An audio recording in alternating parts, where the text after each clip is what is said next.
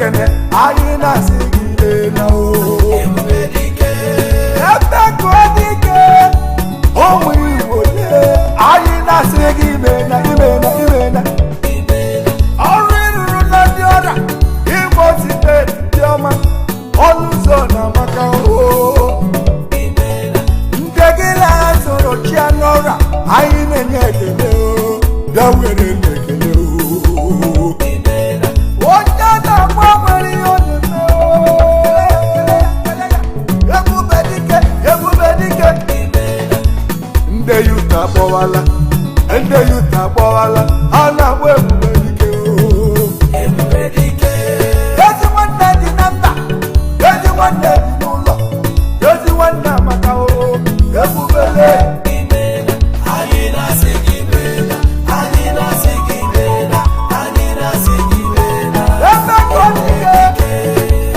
anyị na-ekele Chief Tony Ikechukwu Ọbara nwoke ji aka mba the silent achiever best setter and goal getter Isimena onye na-asị Chineke oji n'elu ụwa ihe ọ na-eme bara the multiple Chief Tony Ikechukwu Ọbara mmasị n'obi eze ebube dike n'ụmụaka ebe kodike n'ụlọ anọ ndụba nwa Timoti ọkpọrọ ojiakụ ezi nwa nwụrụ na ụmụ ezikọ ahụba ụmụaka anyị na-ekele gị ọlụ na-ekele gị ndị yut ọra na-enye gị ekele ike mbale nwa Timoti agbawala egwu nwanne ka m na-akpọ ebubele ihe onye na-arụ eji amata ya ebube aka ka m na-akpọ bịawa ịbụkwa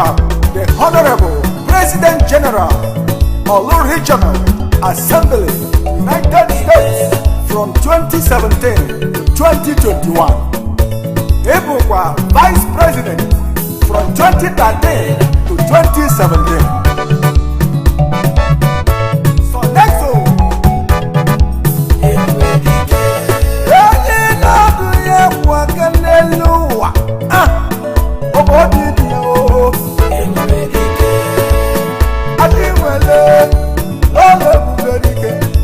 nwanne ka m na-akpọ bịaba ebe ka ọ dị ike lụrụ gị nwanyị obiọma onye ogbe ji aka mba ọkwa gị si ya gbojuwe ọkwa gị si nke ya gwụwa ọkwa gị si ya gaba n'iru mama anyị na-ekele ezi nwanyị Lọlọ Chinwe Ọkpara ana m ekele First Lady Onyoma Chinwe ji aka mba Onyoma Ora First Lady